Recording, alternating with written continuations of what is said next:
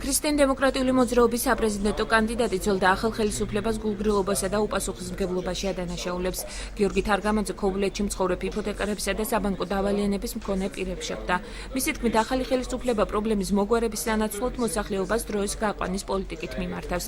ქრისტიან-დემოკრატები აცხადებენ, რომ ისინი წლების განმავლობაში ხალხთან ერთად ცდილობდნენ ამ კუთხით ხელისუფლების ყურადღების მიპყრობას, თუმცა უშედეგოდ.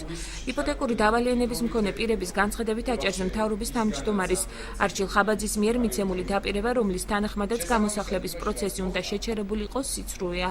არგუმენტად კი ქობულეთის ერთ-ერთი მკვიდრის მახარაძის ოჯახი მოყავთ, რომელსაც აღსრულების ეროვნულმა ბიურომ ბინის დაცლა სთხოვა. დავალიანების მქონე პირები დღეს 7 წლიანი დაბალპროცენტიანი სესხების თემასაც შეეხნენ და განაცხადეს, რომ პირობები მათთვის რთულია და თანხის გადახდა გაუჭირდებათ. აჭარის მთავრობაში კი უარყოფენ, რომ გამოსახლების პროცესი დაიწყო და კომენტარის გაკეთებისგანაც თავს იკავებენ. ეს არ არის გრძელვადიანი სესხი, ეს მხოლოდ 7 წლით ხდება და 7 წელიწადში უნდა დაფარო თანხის 40%.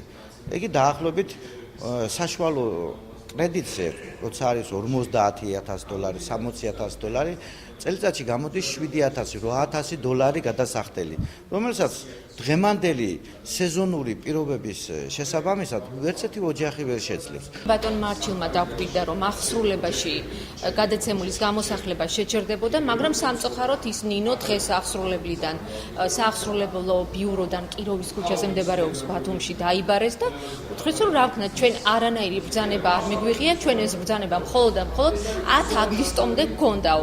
ახლა უკვე იწყება გამოსახლებაო. ჩვენ ვეღარ ხვდებით, დაბნეულები ვართ, არის დაპირება, არ დაპირება. რატომღაც არჩეული აქვს დროის გაწევების პოლიტიკა, თითქოს რაც უფრო მეტი დრო გავა, ვიღაც უჩინარი ხელი ამ პრობლემებს მოაგვარებს. არადა ჯერ კიდევ მაშინ, როცა ჩვენ პარლამენტში ვსვავდით ამ პრობლემას, ეს იყო 2009 წელს, შემდეგ 2010 წელს და შემდგომ წლებში ფაქტობრივად ამ ადამიანებთან ერთად ვცდილობდით ხელისუფლების ყურადღება მიგვეპყრო აი ამ ურთულესი თემისადმი, სამწუხაროდ ჩვენ ვხედავდით დახშულ ყურებს, ან მხოლოდ დაპირებებს და მათ შორის ახალი ხელისუფლებაც წარმატებით აგრძელებს ტრადიციას სააკაშვილის ხელისუფლებისა მოატყუოს, აავსოს მხოლოდ და მხოლოდ მოლოდინებით ეს ადამიანები